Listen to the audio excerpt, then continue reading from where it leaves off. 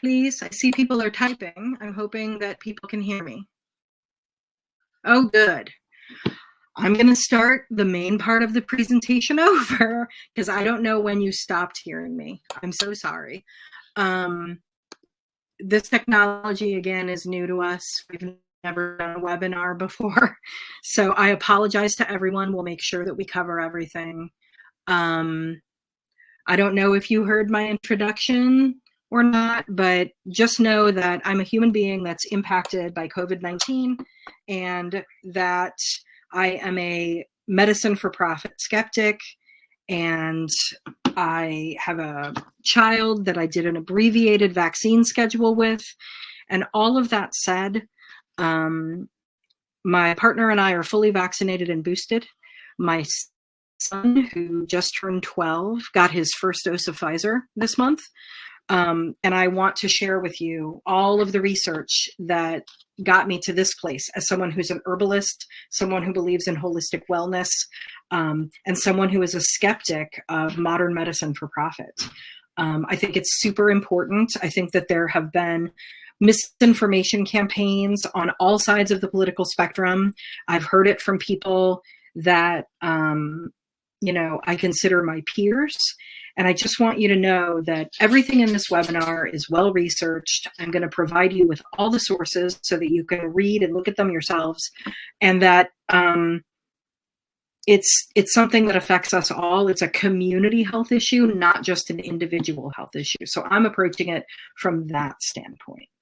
Okay, so what we're going to cover today are all of these things. And as I debunk myths about the virus and vaccines and masks and all of it, I'm going to give you what the real facts are. And then we're going to talk about what we don't yet know, and then make some recommendations. And then we'll have time for Q&A. And if you have any questions along the way, please put them in the chat for Bethany and Tyler to bring up at the end when we do Q&A. And yeah, without further ado and silence that was not intended, let's get started. Everyone can still hear me, yes? I really hope so. Doot, doot, doot. I cannot see the chat. Okay, I can hear you now. That's good. Okay, great. All right, so let's start with the virus itself. There's a lot of misinformation about this virus out there, that it's just the flu, it's no big deal, why are people freaking out? And I'm here to tell you that it's not just the flu. We started out thinking that this virus was, purely respiratory like the flu, and now we know that it affects way more systems, is much more insidious, much more lethal, and it keeps mutating into harder and harder to stop variants. But before we talk about how we deal with a virus, people really need to understand what a virus is, because a lot of people don't. In order to know if you have to know how it works in order to stop it. So a virus is actually a small collection of genetic code, either DNA or RNA. And it's surrounded by a protein coat. And a virus can't replicate by itself. It has to enter a host cell where it uses the parts of that host cell to replicate itself. And then it often kills the cell or damages the host organism as it goes along. But it replicates itself a lot and then tries to spread to more cells in more host organisms. That's all it exists to do. Viruses are found everywhere on Earth, and they outnumber bacteria 10 to 1. And they're not the same as bacteria, although they cause some of similar symptoms to bacterial infections, but you can't kill them with antibiotics. And I have seen an uptick in people who have COVID diagnoses getting antibiotics, mainly to deal with possible co-infections as they're dealing with their COVID, but those antibiotics will not kill the virus and cure their COVID. Only antiviral medications can kill viruses, and vaccines can help eliminate or reduce the severity of viral diseases, including AIDS and measles and smallpox and COVID. So more about viruses. Sorry, my phone keeps going off, and now that we had disrupted where no one could hear me, I'm kind of panicking every time my phone vibrates.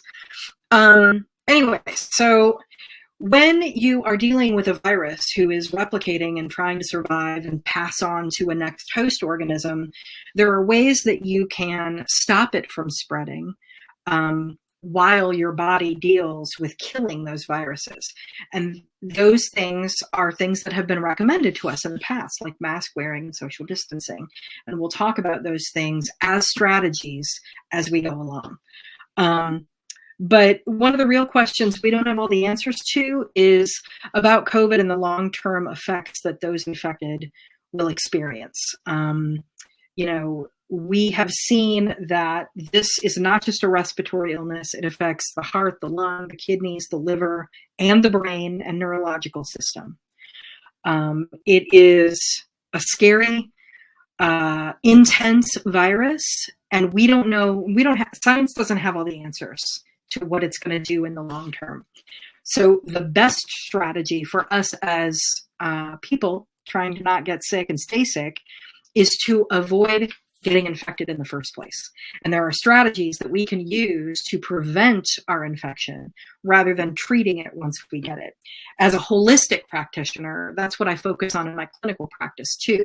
People come to me when they have imbalance or dis-ease, or they're unwell in some way, and I have to get them to a state of balance and wellness.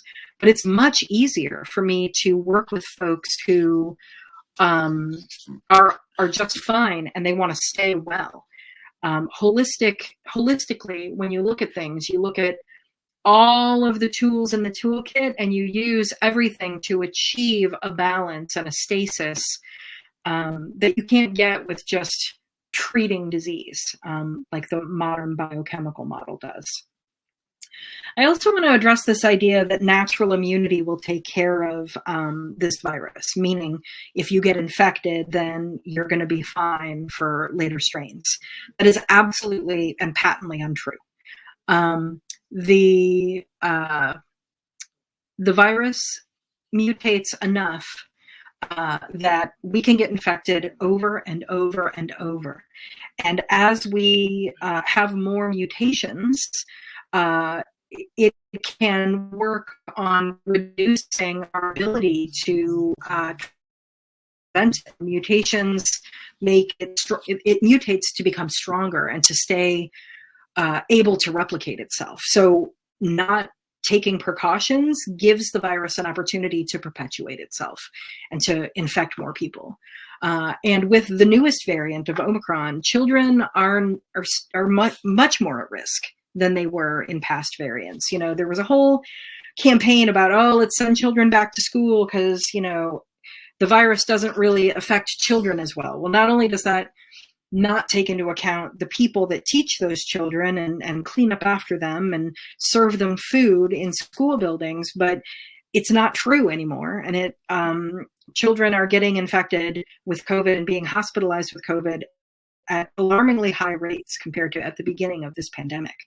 And there are all kinds of misinformation campaigns about how you can, kill COVID before it infects you with bleach or alcohol or essential oils. And I'm here to tell you, please don't listen to those.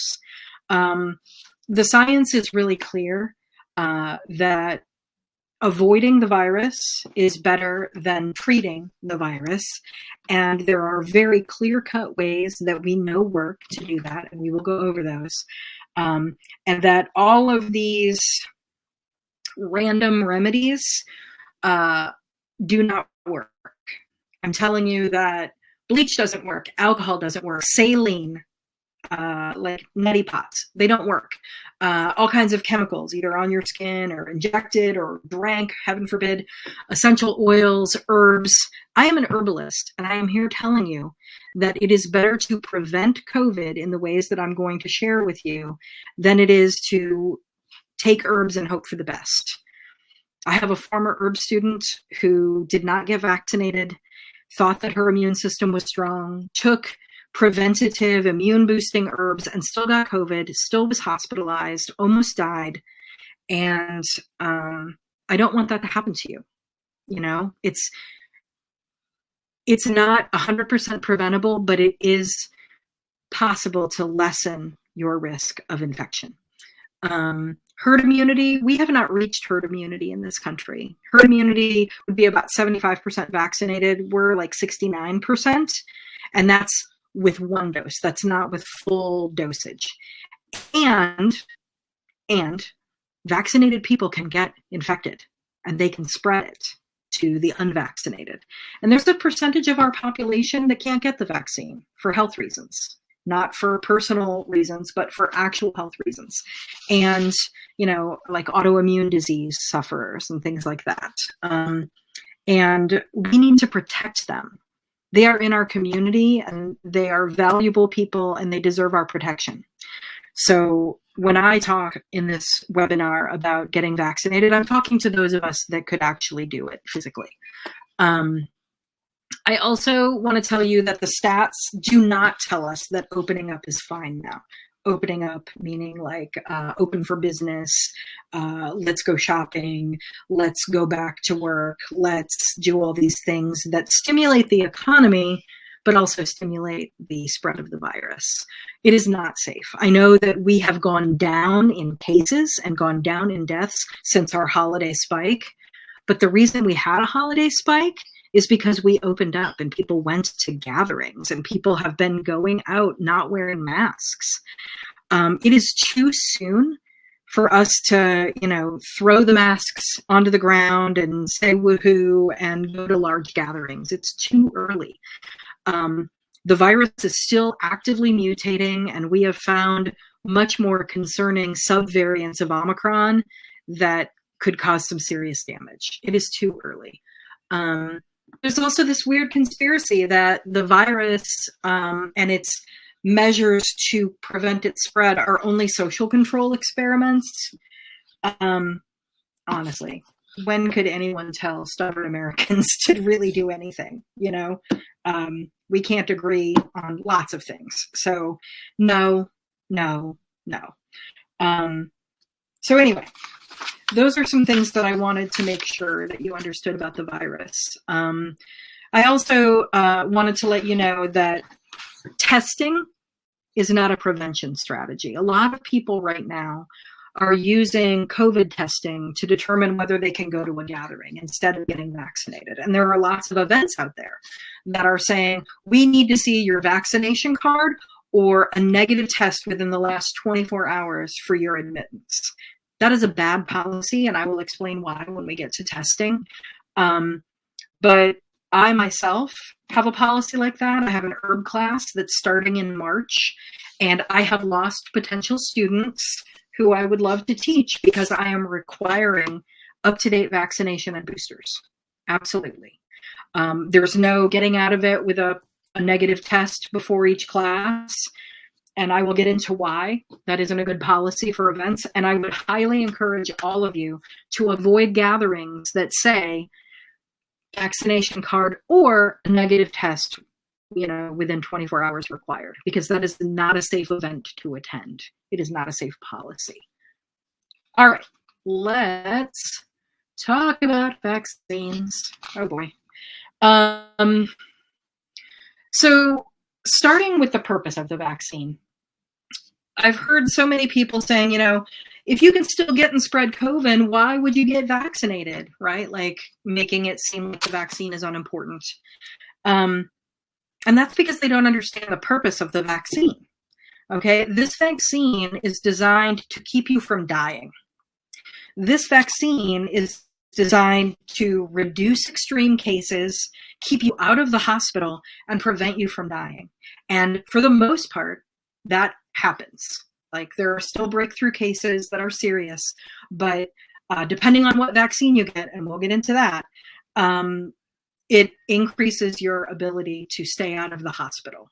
Now, that said, it does not prevent you from getting infected. It does not prevent you from spreading that infection. So the vaccine's purpose is not to kill COVID. It's not to stop the spread. It's not to, make it safe for us to go out again. That message that originated with the CDC is false. The vaccine is there to keep you from dying.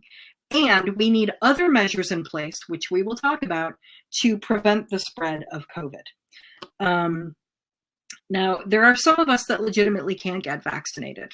I have friends who are immune compromised and they're not allowed to have any kind of vaccine.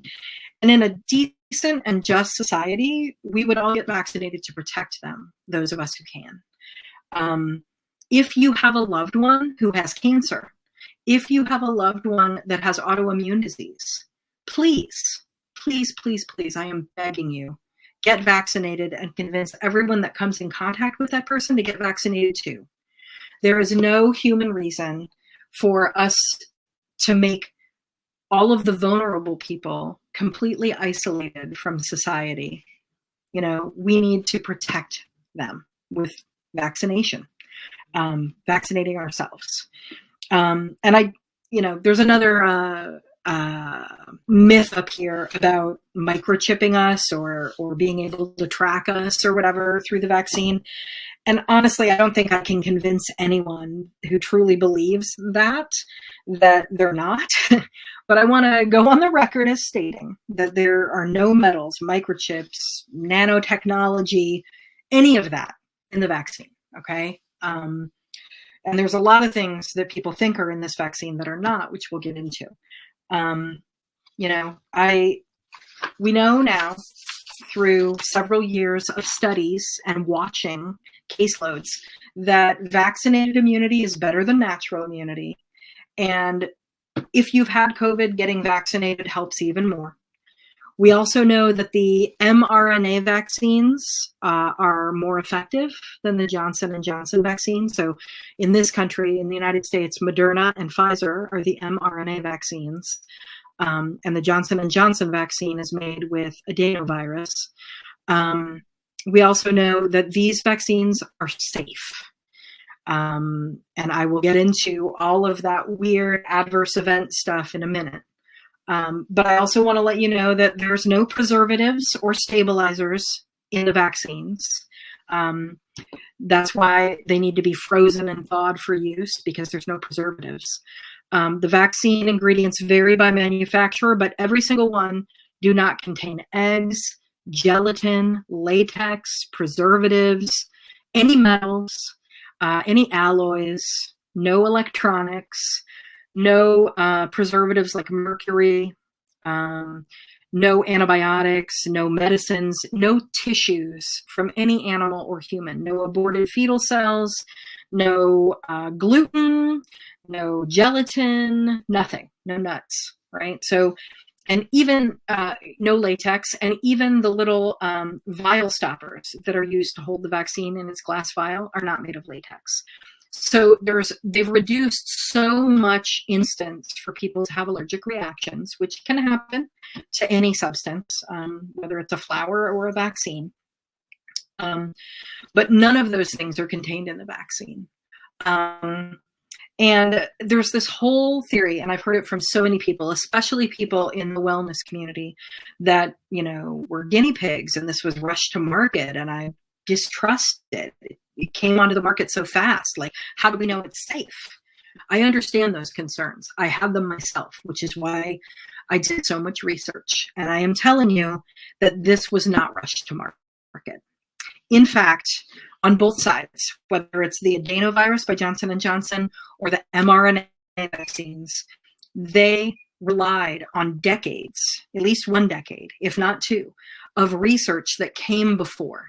10 to 20 years of research have gotten us to the point where we can make vaccines for specific pathogens pretty quickly. Before the COVID vaccine, the fastest one going to market took 4 years, and that's the MMR vaccine, measles, mumps, and rubella. And it took 4 years, not because of the research that needed to be done. It needed to be tested for safety as well. But the reason that vaccines tend to take longer than the COVID vaccine is money. there isn't enough money being put into research and studies. But in the case of COVID, because it was a pandemic, companies and individuals crowdsourced a whole lot of money to make sure that this could be gone through all the trials as quickly as possible. So not only did it rely on decades of information that we already have, but it was put through its paces the same as any other vaccine, but it just happened to be faster because they had deeper pockets. And I want you to know that the mRNA technology, while new, is safe. It's likely safer than the previous kind of vaccine that the J&J uses, the adenovirus technology.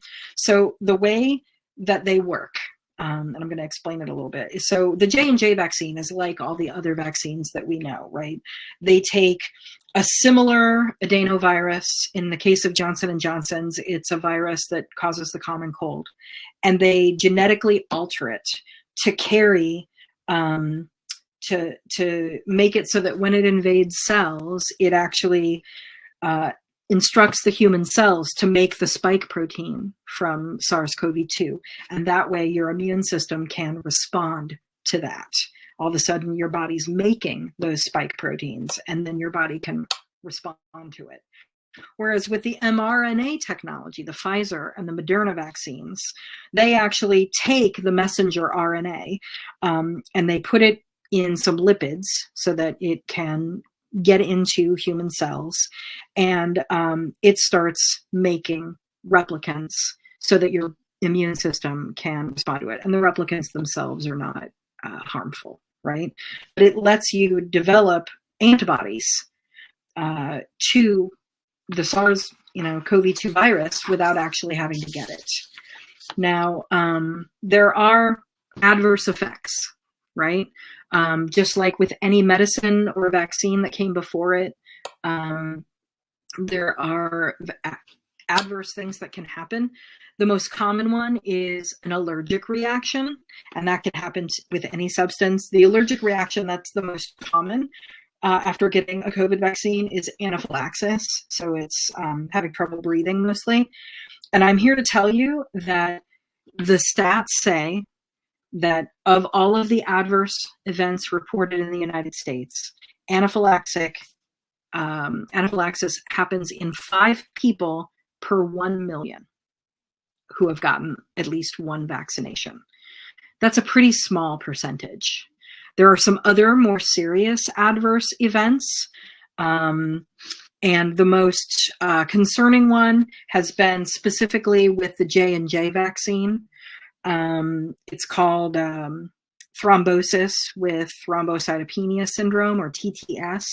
It causes blood clots, and it has caused 9 deaths that are directly attributable to the J&J vaccine. It is incredibly rare, and I will show you, I will tell you how rare. So if you have how many people have gotten at least one vaccination, and you take that with the 57 cases and 9 deaths, the 9 deaths, if you take a 0 and a decimal point, and then you put 7 zeros after the decimal point and then a 3, that's the percentage of people who have received a vaccine that had that adverse event, okay? It's really small, and I'm not trying to diminish the fact that, yuck, that terrible thing happened to someone who got a vaccine. But I am trying to relieve you of the fact that statistically, the adverse events are much less likely to happen to you than a lot of other things that we find acceptable risk every day, including getting into a car and going somewhere. There are other ones that are a little scary. Guillain-Barré syndrome causes either temporary or permanent paralysis of at least one body part. That happens with all vaccines, not just the COVID vaccine. I have a friend who got a tetanus shot and ended up in the hospital on a respirator for a while because he couldn't move. He's fine now. But he got it from a tetanus shot, and you can get it from any shot. And it's still very rare. It's a decimal point with 6 zeros and then a 1 percentage. with the COVID vaccine. I want to give you some reassurances that while the CDC has not made really great recommendations, they have been excellent at compiling data and making it available to people. And one way that the government does that is every single adverse event, whether we think it's directly attributable to the vaccine or not, that is reported, gets reported to the vaccine accident reporting system called VAERS. And with the deaths, what ends up happening is a panel of clinicians who work for the CDC and the FDA go through every single report for death certificates, autopsies, medical records to determine whether that death had anything to do with the vaccine. So right now, unlike every other vaccine, anyone dies who has had a COVID vaccine, it automatically gets reported to VAERS. And so we have all of these instances where it's being reported, but it hasn't yet been researched, right? They're trying to do their due diligence by reporting every single instance, which is not the same as other vaccines. So what I think is happening is people are getting so much information that they're being overwhelmed and freaked out. I get it. But statistically speaking, these vaccines are some of the safest vaccines we have. They have less preservatives, they have less adverse events, and while the few deaths that have happened are unfortunate, we don't know whether they're directly attributable or not. What was I going to say? Oh, and the other thing I want to say is I do know that there was some hesitancy, especially among pregnant people, whether they should get the vaccine or not. Well, studies now show that not only is it safe for pregnant women to have the vaccine, it's actually recommended because you can pass on a lot of those antibodies to your baby. So those things are super important. All right, so I think I covered a lot of vaccine data. I'm hoping I did, but again, if I did miss something, please ask a question. Let's talk about masking, probably the second most intense conversation that people have around the virus. I've heard, masks don't work, and, I choose not to wear a mask because it's uncomfortable, or I have medical reasons why I can't wear a mask, or you can get a prevention card so you don't have to wear a mask, or I'm vaccinated and therefore don't have to wear a mask. And I want to tell you that masks work. If they didn't, surgeons wouldn't use them in surgical rooms, right? And I want to tell you that the better your mask is, and not all masks are created equal, the better your mask is and the more frequently you wear it, the better and longer it works, and the more likely you are not to be infected. You should wear the most protective mask that you can get, and the one that you will wear regularly because it's not uncomfortable and it fits properly, meaning that there is a seal around your mouth and nose, that there are no gaps that you can, poke through, that it is form-fitting and is tested to see how much can get through it. So masks vary in their ability to filter, and we're going to talk about that in a second. I have some graphics to show you. But I also want you to realize that if you're going to be indoors with other people, masks are important. Going to the grocery store, wear a mask. Going to the gas station, wear a mask. Even if you're going to an outdoor event, wear a mask. Because you can't always guarantee the social distancing aspect. You are only one person in a room of many or outside with many, and people might come close to you. Always wear a mask when you're in public and have to go outside of your little safety bubble. And we'll talk about safety bubbles. And that said, not all masks are created equal. So if we look here, wearing a mask lowers your chances of testing positive. So if you're wearing a cloth mask, like I used to, you have a 56% reduction in the possibility of being infected. If you're wearing a surgical mask that fits properly, it goes up to 66%. So that's not insignificant. And if you're wearing an N95 that fits properly, it goes up to 83%. If you are one of those people that has to work with the public, please don't just wear a cloth mask. Like, protect yourself as much as possible. It not only decreases your risk, but it also works for longer. So here we have a graph that shows what kind of mask, or not at all, and how long it can work, right? So if you look at it, I wear N95s when I'm out and about, and I'm in a room with people that maybe don't wear masks. If I have to go to the grocery store and pick something up, most of the people there aren't wearing masks. It's infuriating, but it's true. I can wear that N95 for 2.5 hours in their presence and be safe for the most part. Like, have that 83% protection. If everybody's wearing an N95, we have 25 hours of protection, right? So the better your mask is, the safer you are. And so I really encourage everyone to up their mask game this year.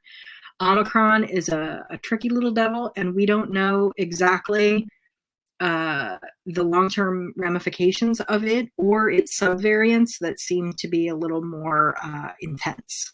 So there are some tips in your handout of how to get through 2022 much better. And one of those things is to up your mask game. I think people are a little confused about mask types as well. The best mask that you can get is a disposable mask. I know that doesn't seem very ecologically sound, but it filters more, and you throw it away so that if it does have viral particles in it, you're not, spreading them around. We'll talk about sanitation and everything, but just know that for now, that COVID can live in soft and hard surfaces for days before it dies. It needs a host to replicate, but it can survive outside of the body, and does. So being able to get a mask that filters out, so N95s filter out 95% of particles, including viruses, and P100s, which filter out 100%, are a little harder to find, and usually you find a respirator that has P100 filters. So you replace the filter, but you keep the mask. It looks a little bit more like, an intense World War II scenario with a P100 mask, but it is more effective than an N95. But N95s are not hard to find anymore, and I suggest you stock up. Once I did this research, I was like, oh, wow, my extra special super spendy cloth mask with built-in filtration isn't going to work. I went ahead and invested and bought several cases of N95s, disposables, and that's what I wear when I'm out now. Cloth masks offer very minimal protection, and they need to be washed after each use. And you can see here that a use is actually a much shorter period of time than you'd think. So if you're wearing a cloth mask and you're surrounded by people who are wearing nothing, you're safe and protected for about 20 minutes before you're no longer protected. That's scary, right? Like, I'm at the grocery store for more than 20 minutes at a time. So it's a lot to think about. Social distancing, isolation, quarantine, and gatherings. Woohoo! I know we're all really weary of having to isolate. I get that. So am I. I miss museums and restaurants and seeing people and beautiful things, right? Like, it's a bummer. I want to go travel. I want to do fun stuff. We all do. But it's not safe to travel in public transportation, and that includes airlines. It's not safe for vaccinated people to gather indoors. without lots of precautions, and it's not safe for you to gather in large groups outdoors without masks. The Super Bowl was crazy town, y'all. While they required masks, I mean, if you looked at the footage, people weren't wearing them. Vaccinated people can still be infected. I'm going to say it over and over and over. You can still be infected, and you can still spread infection if you are vaccinated. The masks are an important strategy to stop the spread, as is social distancing, isolation, and quarantine, and avoiding large gatherings. So like I capped my herbalism class to 10 students, and we're meeting in a space that will accommodate that so that we can be 6 feet apart wearing masks. And everyone's fully vaccinated. And that is the best that I can do to reduce the risk. It's still risky. It's all risky, right? But I'm trying really hard to keep everybody safe. So again, if you're vaccinated, that doesn't mean you shouldn't be wearing masks. And if you're vaccinated, that doesn't mean you should be going out and eating in restaurants indoors, right? Like I see so many people just going to restaurants and eating because you have to take your mask off to eat, and they're breathing in aerosolized viral components, by doing so. And it's unsafe. I wish we could eat in restaurants. I miss them. I really do. But it's not safe. And there are other reasons that it's not safe. So breakthrough cases for people who are vaccinated. I want to tell you about my friend Scott. Scott was vaccinated, or is vaccinated. He had had both of his shots. It was before boosters were approved. And he wore a mask, a cloth mask like me, in public anytime he went out. He got COVID. He thinks he got it by taking his dog to the vet, but he's not sure because he didn't really go out a whole lot. He got a breakthrough case, and it was a doozy. He got encephalitis, brain swelling. He went into a coma. He was in a coma for a while and in the hospital. He is now out of the hospital, but he is, because of the encephalitis and the blood clots, he has to relearn how to do everything again. And he's living back home with his parents. He's in his 30s. It's tough, right? Like there are reasons why we need to reduce the risk through masking and social distancing and isolating.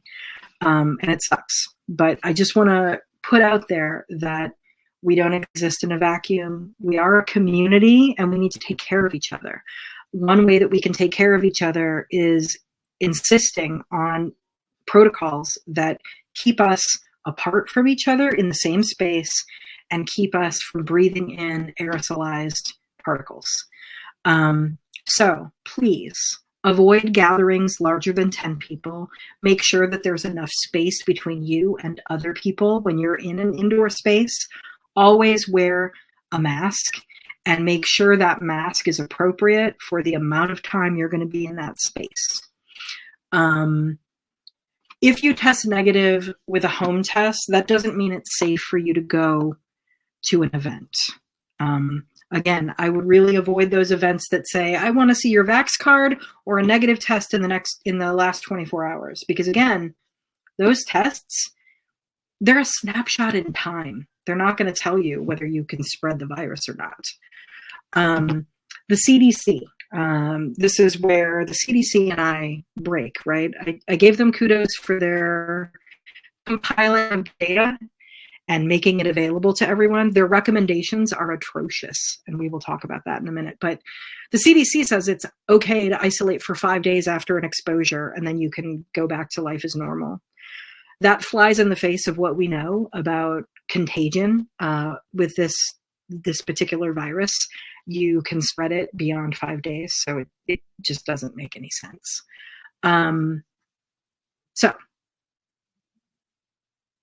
government responses, right?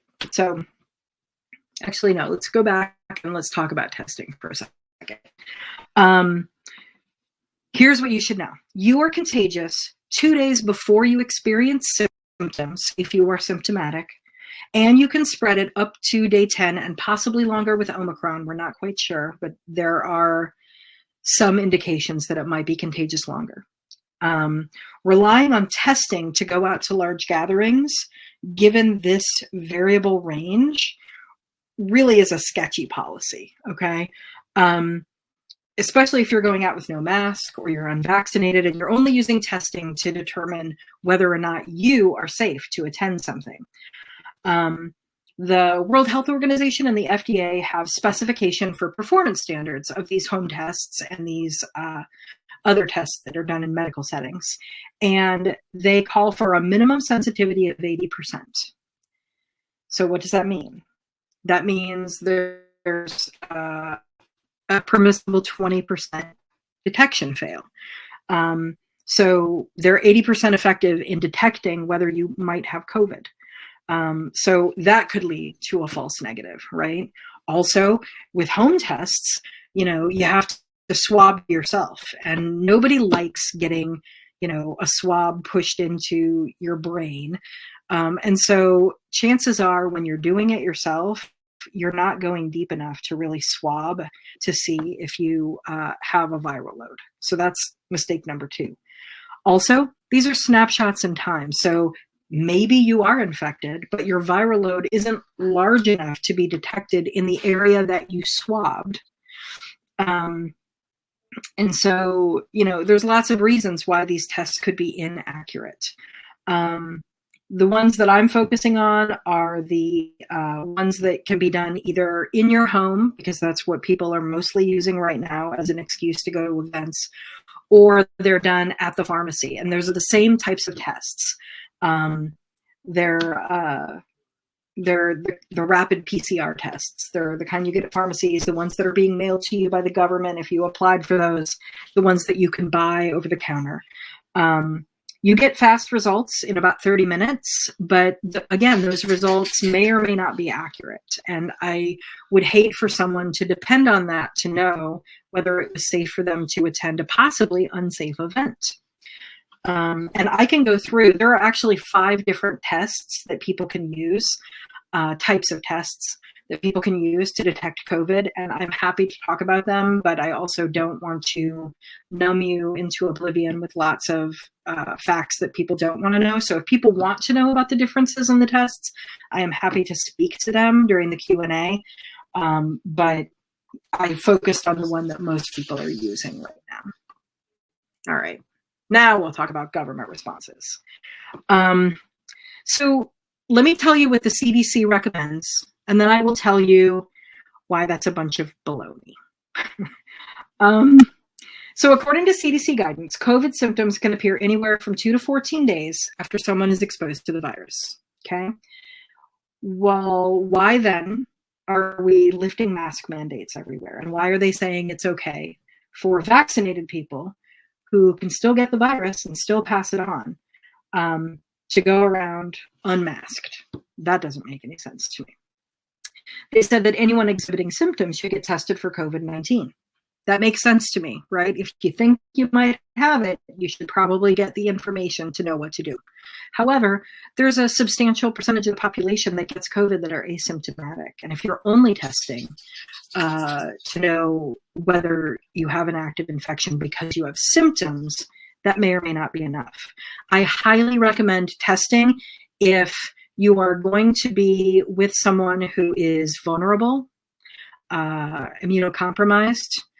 And even so, even after you test, I recommend social distancing. I recommend masking if you're going to be in an indoor space. That has not been spelled out by the CDC. It also says those who have been within 6 feet of someone with COVID for a cumulative total of at least 50 minutes, 15,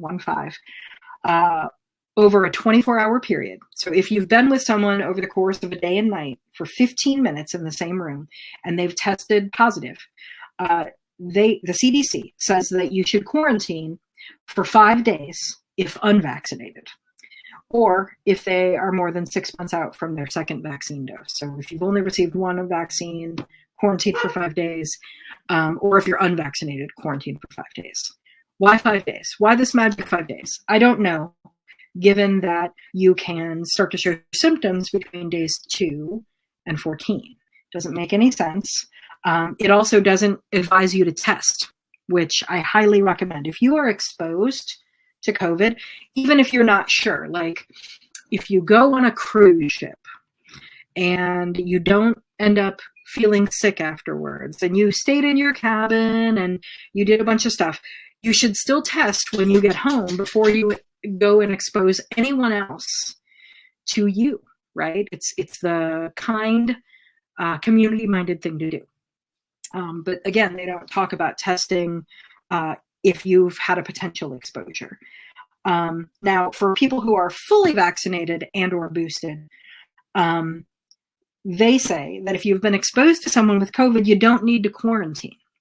And you should wear a mask for at least 10 days. But, that's it.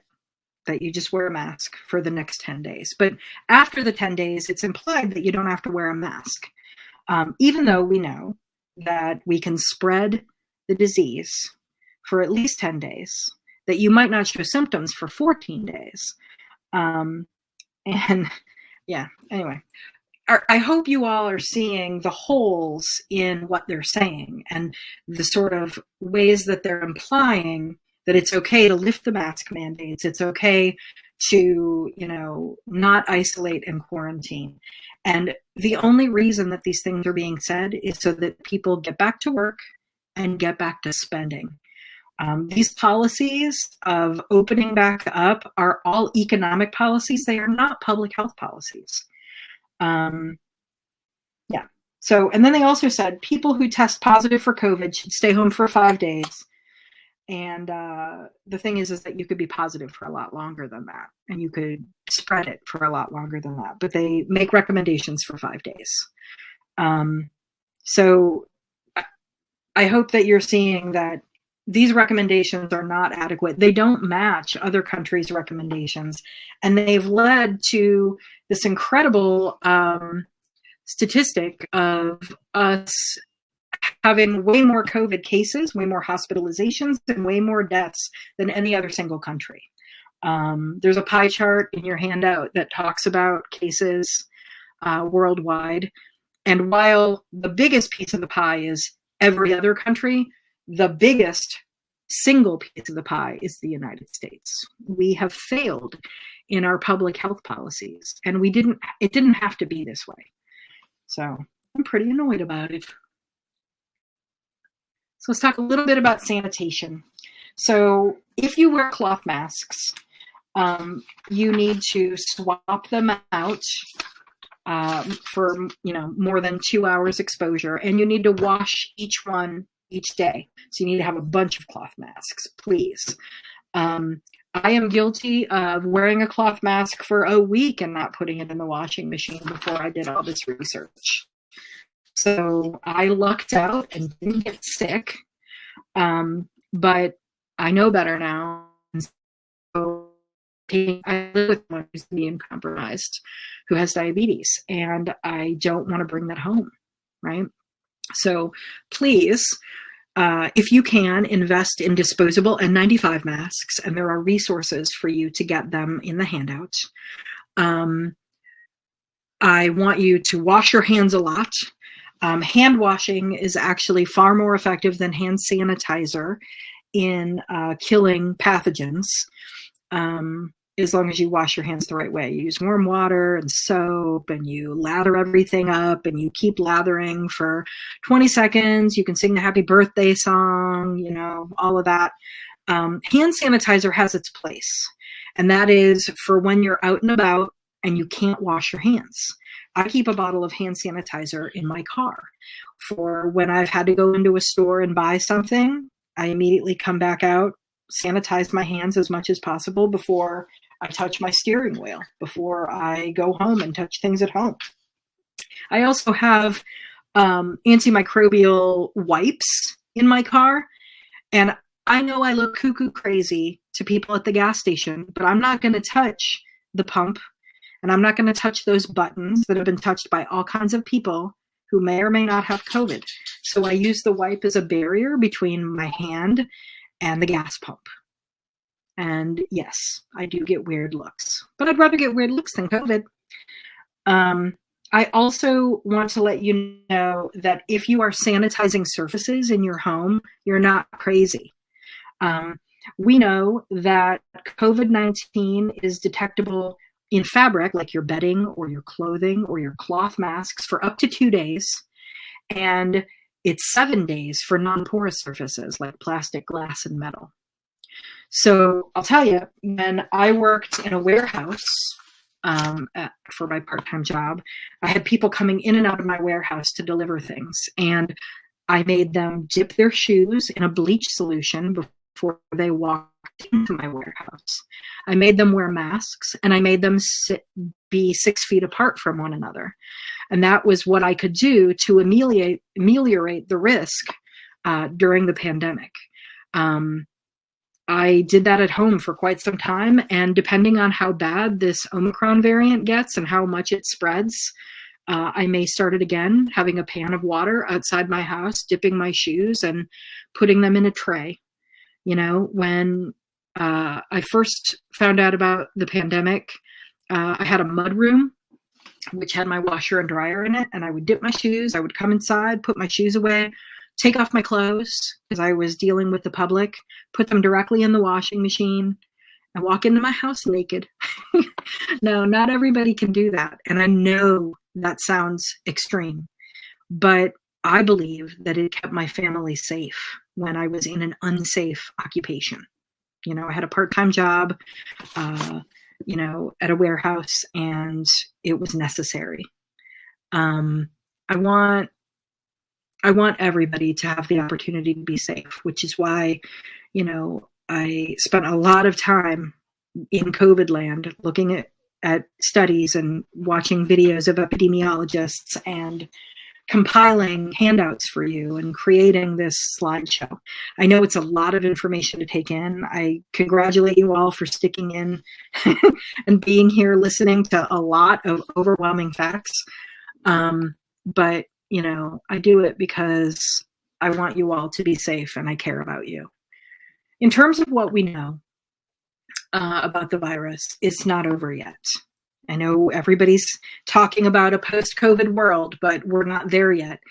Omicron has some serious long-term effects, and the BA.2 variant seems to be even more intense, and we have yet to see what it can do.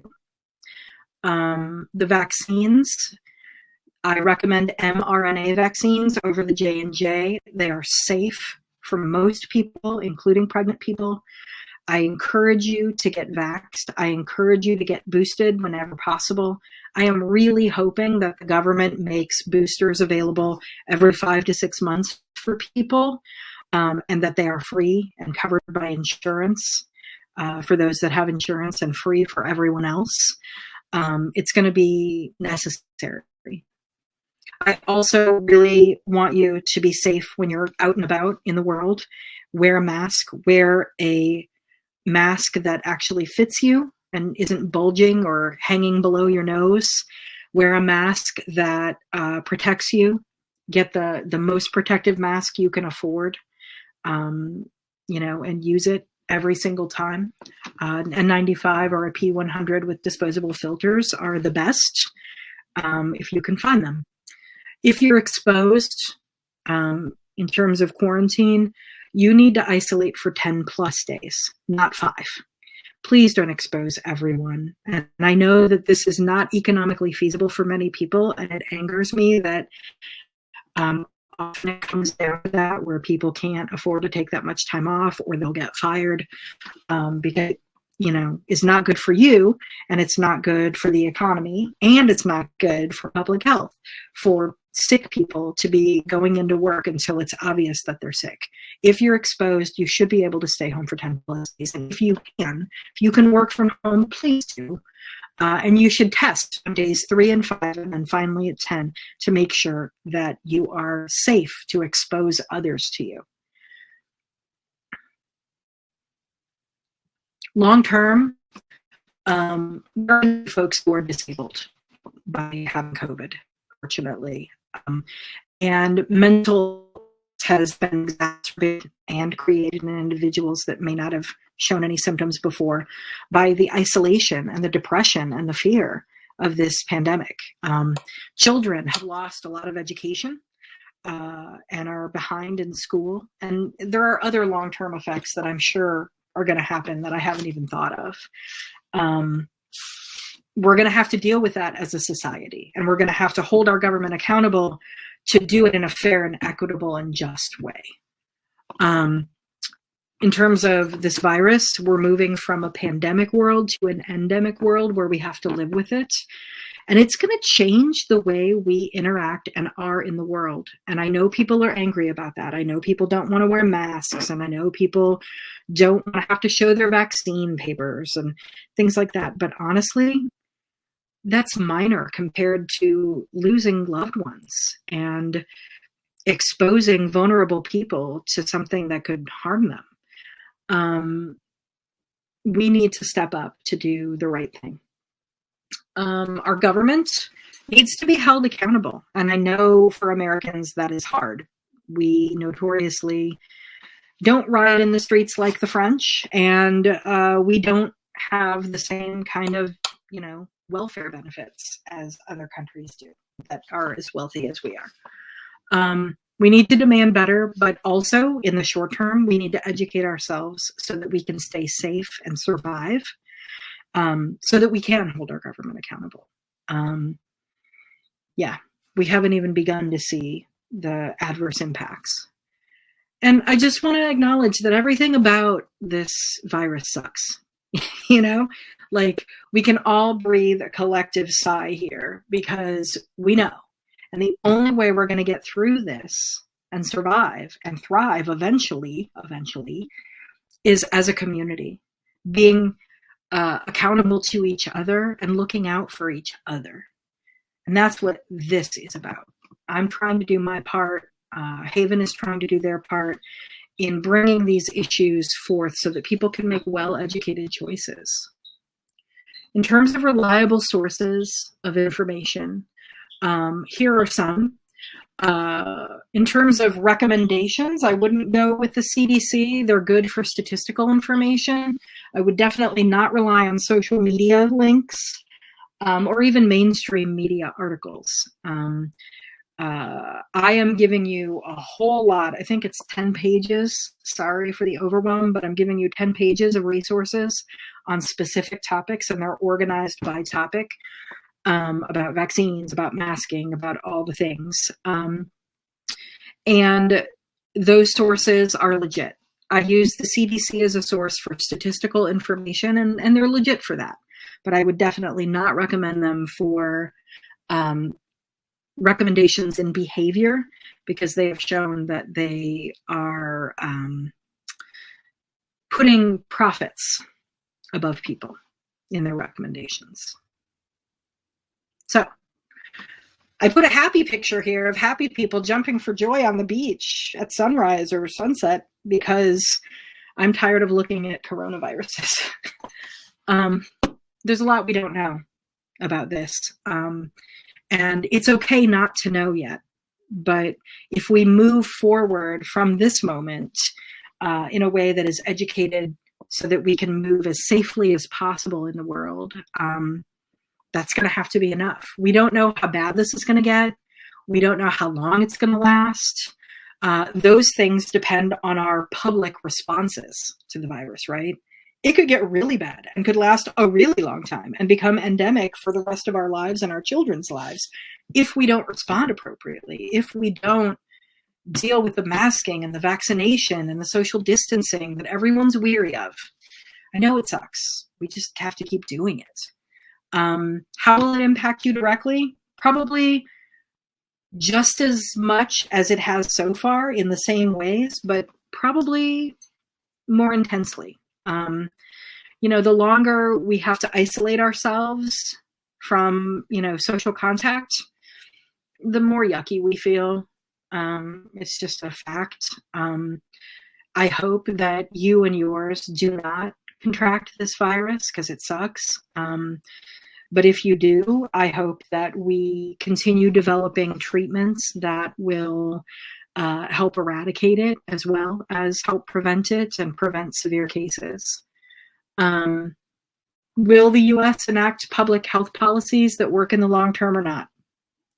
Can't say I know for sure. If we look at history, maybe not. It's up to us as citizens to hold them accountable and make sure that they are looking at health policy rather than profit policy. And, what is this thing? We actually don't know, but there are some links on the handout that I'm giving you that are clearinghouses for all of the latest data on COVID. If you want to take a deep dive, I am giving you the ability to find a well-vetted deep dive. There's so much research happening all over the world by so many scientists trying to wrap their brains around this virus so that we can eventually overcome it. And if you can take anything positive out of this webinar, it's that people are working hard in the world to try and beat this thing and make sure that we all get back to a healthy way of being. And that there are people like the folks at Haven who care enough to volunteer their time and give presentations like this one. And we'll always answer your questions and look it up. Now, let's look at some holistic tips that we can use to prevent COVID in our lives.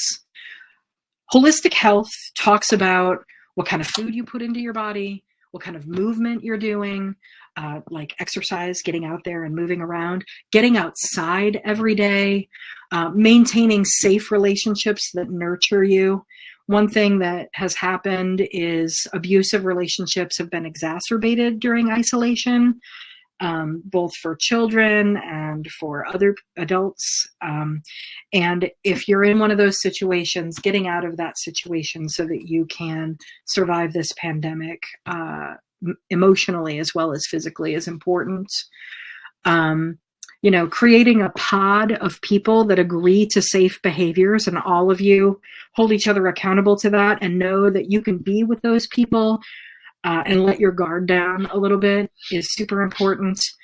And picking up a hobby or things that you can do that bring you joy, because we've lost a lot, right? Like there's lots of things that I used to do on the regular, especially with my kid, that I can't do right now safely.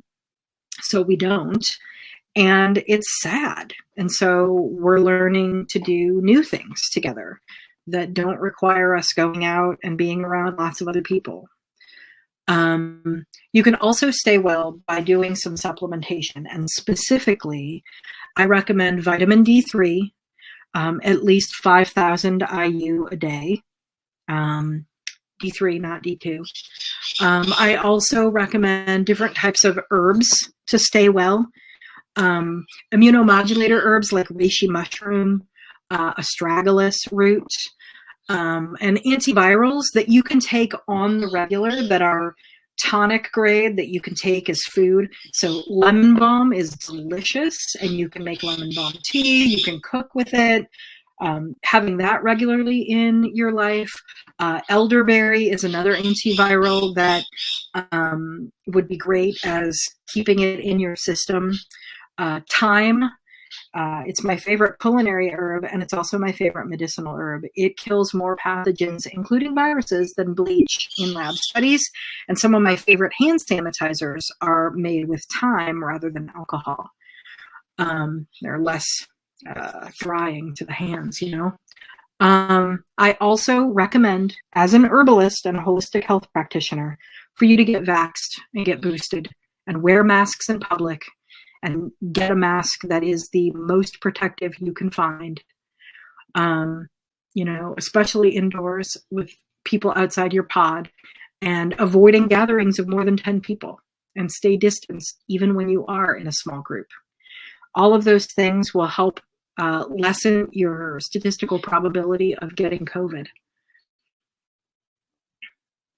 That said, we're going to an endemic situation rather than a pandemic situation, which means most of us are going to eventually, if we don't already, know someone who has contracted COVID. And we don't know whether that case is going to be an extreme one or a mild one. And we don't know if they're going to expose other loved ones to the virus as well. Pharmaceutically, treatments for COVID, there are 4 medical injections that can be given in a hospital setting, and I can only describe them as miraculous. The fact that we can inject someone with antibodies to this virus can make a difference in their ability to function within 12 hours. I have a friend in California who he and his family, his elderly parents, got COVID.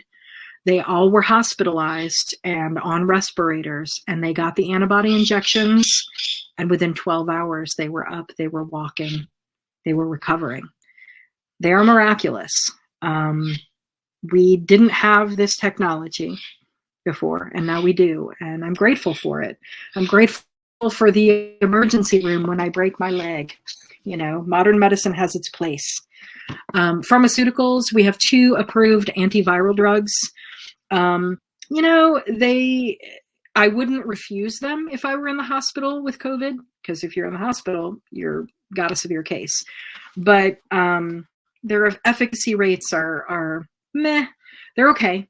They're not awesome, but they're okay.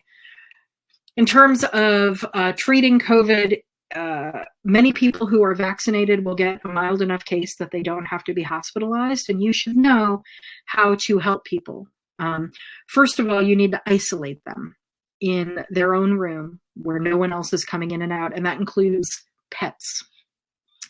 Dogs can get COVID and spread it. It's a zoonotic virus. It can be spread between dogs and cats and bats and monkeys and deer. White-tailed deer also can get COVID. So we want to make sure that someone stays isolated. And when you are helping that person outside of their bedroom, let's say, the person coming inside is wearing a mask. They are not staying long. They are helping them with what needs to be done and then leaving. If you get COVID, get a lot of sleep. Sleep is the number one thing that will help you recover from this virus.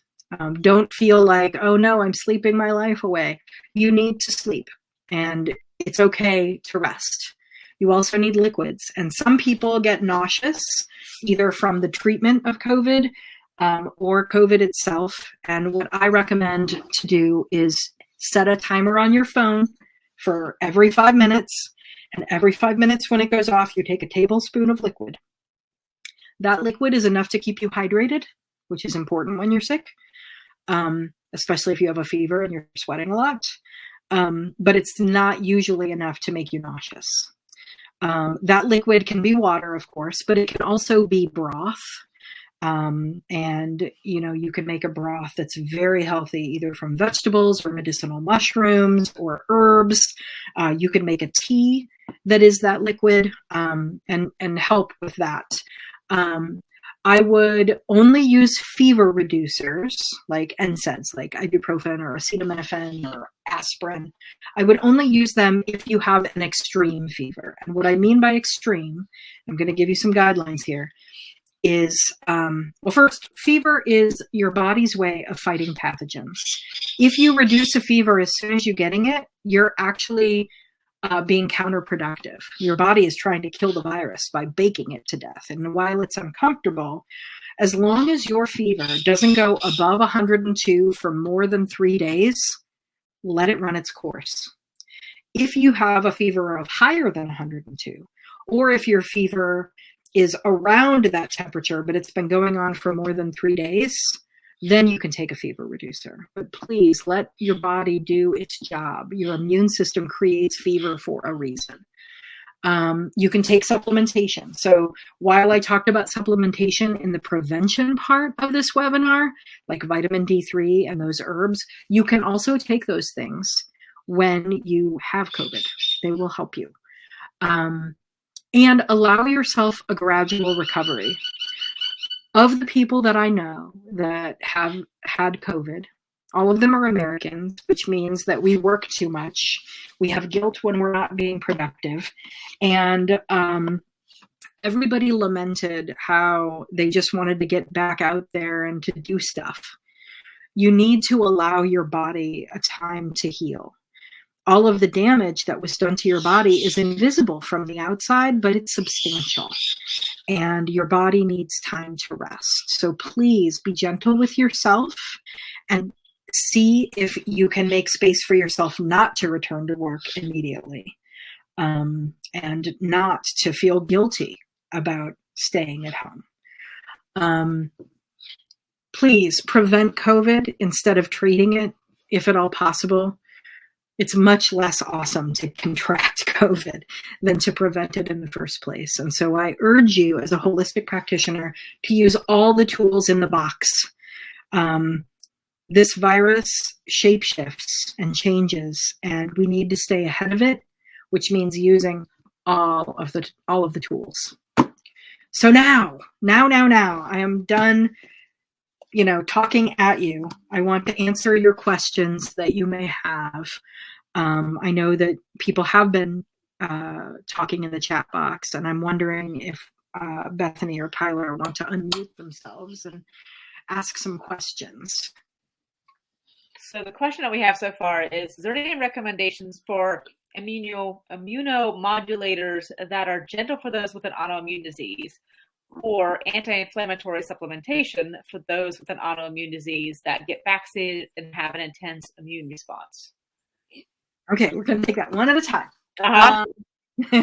So immunomodulators are safe for people with autoimmune disease. My clinical practice is mainly composed of people who are survivors of cancer or have an autoimmune disease that they're working on. And immunomodulators are safe for people with autoimmune disease. So for people that don't understand autoimmune disease, regardless of what type it is, whether it's MS or lupus or Crohn's disease, the only reason they all have different names is for the body part that your own immune system is attacking, right? So all autoimmune disease is basically your body freaking out on itself. And so Western biochemical medicine, the more modern version that you get insurance for, recommends taking immunosuppressants to turn down that over-the-top response by our immune system so that it can't harm us the way that it was, right? So if you've got rheumatoid arthritis, your body is attacking its own joints and it can cause some permanent damage, right? So we don't want that. And so what modern medicine has done is said, okay, let's shut down the immune response, right? And that works, right? Like people go into remission and their bodies stop attacking themselves. However, it leaves you vulnerable to any infection that comes along because your immune system is suppressed. So immunomodulators don't do that. So when we talk about herbal medicine, we talk about immunostimulators, immunomodulators, and immunosuppressants.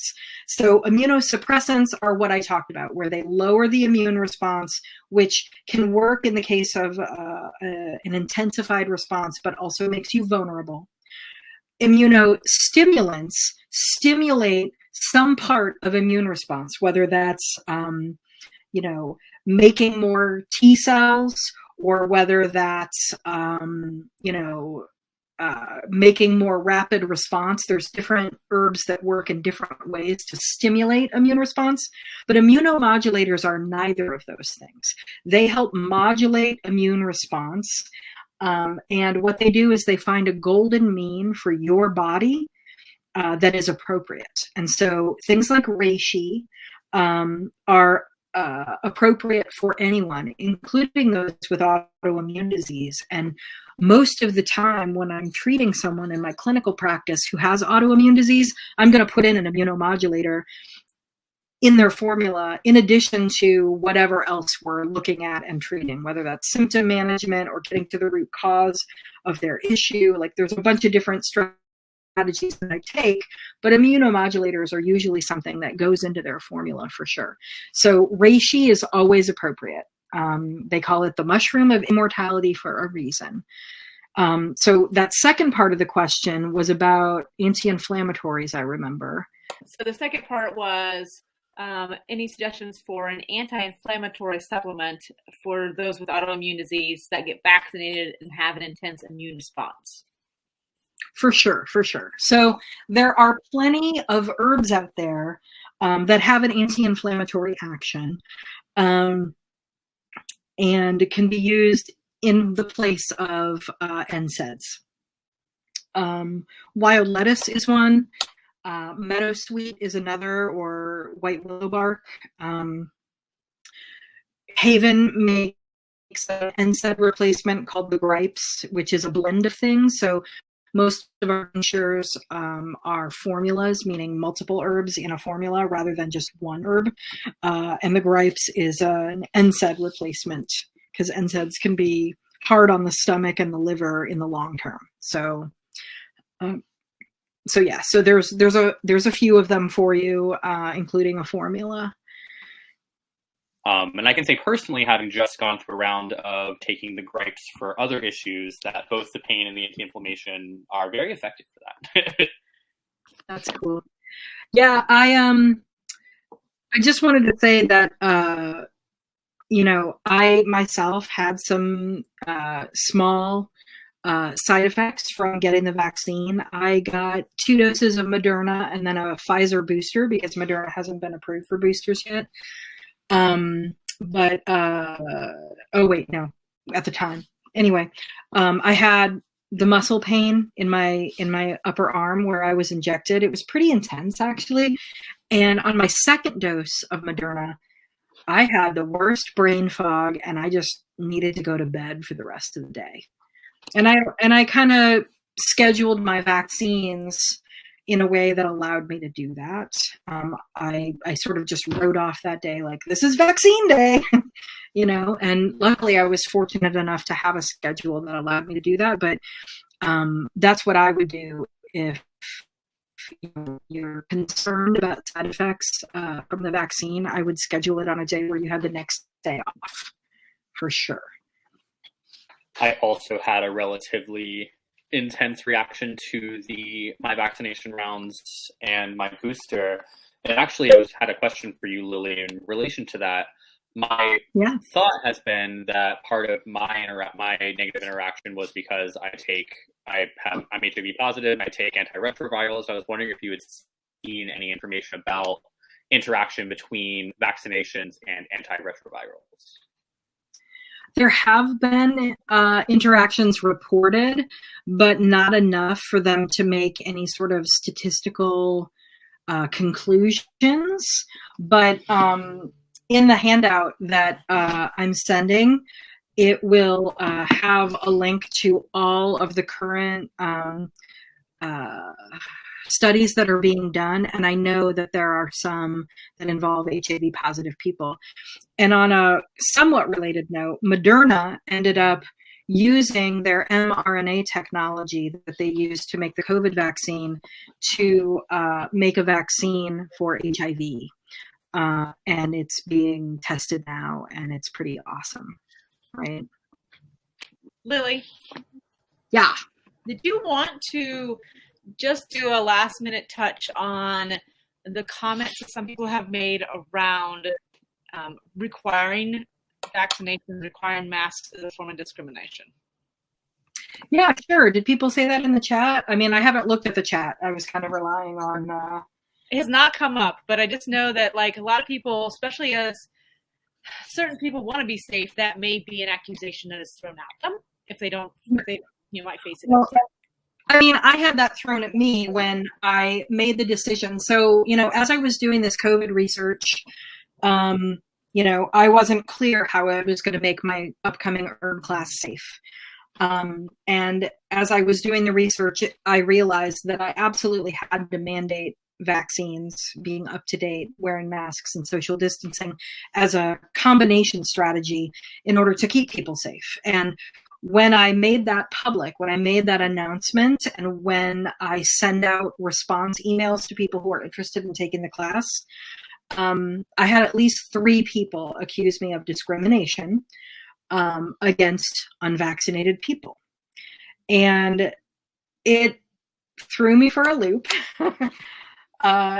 First of all, it isn't discrimination, because discrimination is behavior that harms someone based on intrinsic identities, right? They're a person of color, they're a queer person, they're a woman, they're a trans person, right? It's something that is something about them that does not change. Whether you choose to be vaccinated or not is an individual choice. And we have not had a vaccine mandate in this country at all. So you are choosing to go around being unvaccinated. Now, I could compare that to, the public health threat, right? Like yelling fire in a crowded theater. I'm not going to go that far, but what I will say is that when people make choices, they have to live with the consequences of those choices. And holding people accountable to the choices that they make isn't necessarily discrimination, right? When my child does harm to another child, like they get into a squabble or whatever, I not only make him apologize, but I make him make amends and understand what harm he caused to their relationship, to the other person's person, all of those things. And being held accountable by saying, no, I'm sorry, you can't come in here without a mask, or no, I'm sorry, this is for vaccinated people only, isn't discrimination. And frankly, it's kind of offensive to call it that, because there are populations of people who have undergone serious systemic discrimination, that have fought for civil liberties and talked about discrimination, and for people to use that term to describe getting held accountable for their own personal choices, I find offensive.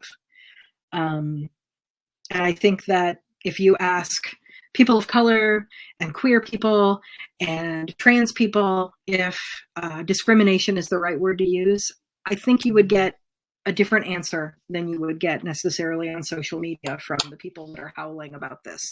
And, it has meant very real income reduction on my part to enforce those things. So not only, am I dealing with people attacking my character saying that I'm being discriminatory, but also like there are several people out there that were registered for my class and they're not going to, and it's one of the ways that I make a living. And I have chosen to forego that money because it's more important to me to make sure everyone stays safe, and that I can use these opportunities to educate folks about what really is safe and what is not. I actually had some meaningful dialogue with some of those folks. I don't know if they ended up attending today. I don't know if they're going to watch the webinar at all. Often people sort of isolate themselves into groups that already agree with them, and people yell at each other in an echo chamber, but I hope so. And I hope that some of this data can help people make some educated choices. Cool. Well, Caroline has a question. They're wondering if you have any other topics that you're considering for a webinar. So the reason that we did this as a webinar, which is very one-sided with me talking a lot, and I forgot my drink of water, so I'm like, was because we were concerned that it might get disrupted by people who were having very strong feelings one way or the other. I prefer teaching either in person, which obviously is not 100% safe right now, or I do teach online classes, and I am doing a series of they're not webinars, but they are web-based classes where we're going to be interacting live, like via Zoom. One of them is on building a wellness business. It's called Wellness Business Bootcamp, and I believe that one starts in May. And one of them is called Wellness in Weeks, which is a group wellness coaching program where each month we go through a realm of wellness and we do sort of a diagnostic check. We have homework. I mentor everyone every step of the way. And 24 weeks later, you've had this wellness overhaul. And so I'll be doing that on Zoom this year too. And that one starts in April. And those are new for me. Like I haven't taught that way before. I've been mostly a meat space kind of person. But obviously COVID changes a lot of things. And so I'm trying that model out to see if that will help people. Well, I want to thank everybody for coming, even if you don't have other questions. And if you do have more questions after we leave each other's company, please do not hesitate to email me with questions. I'm Lily, Lily, at havenherbs.com. And again, I will be sending out a handout with lots of sources. It's going to be a little overwhelming, and I apologize in advance. But that's where I've been living for the last few weeks. Please be safe out there. We love you. We want you to stay safe. And thank you for coming.